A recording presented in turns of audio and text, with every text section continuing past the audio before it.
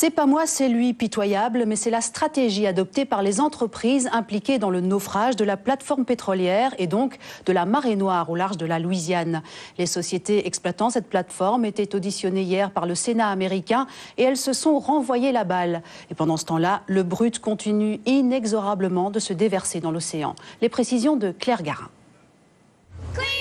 Marre de la marée noire, 3 semaines après l'explosion de la plateforme pétrolière de British Petroleum au large du golfe du Mexique, les Américains sont à la recherche d'un coupable pour payer la facture de la marée noire.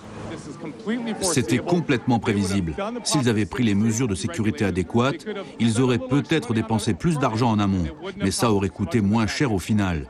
C'est leur négligence qui a causé l'accident, ils doivent en prendre la responsabilité. Eux, ce sont les responsables de la compagnie pétrolière BP et ils sont dans leurs petits souliers depuis le début hier de leur interrogatoire au Sénat américain. Sans surprise, ils acceptent de mettre la main au porte-monnaie, une exigence que Barack Obama avait émise dès le début des opérations de sauvetage. Notre PDG Tony Hayward a été très clair à ce sujet, nous allons payer toutes les réparations légitimes.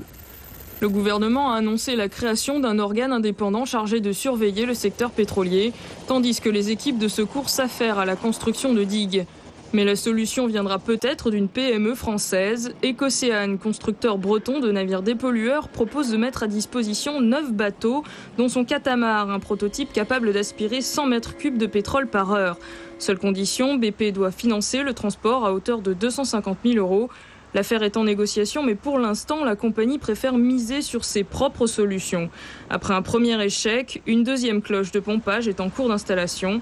Pendant ce temps, 800 000 litres de pétrole continuent de s'échapper chaque jour de la plateforme.